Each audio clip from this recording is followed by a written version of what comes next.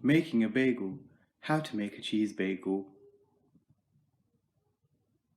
First, you need to slice your bagels in half.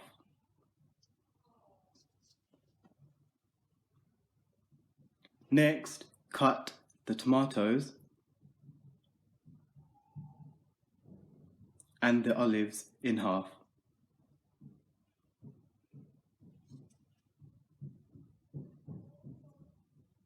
Next, we can grate the cheese using the grater.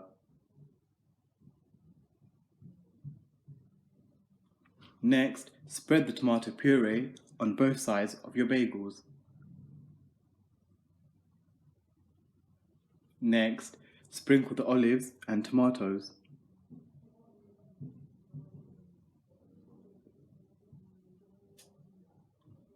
Next, we can sprinkle the cheese on top of the toppings.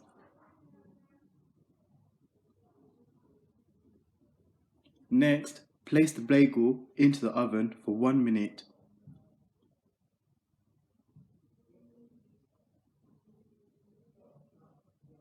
Now, take out your bagel from the microwave. Be careful it's hot and let it cool down before you eat.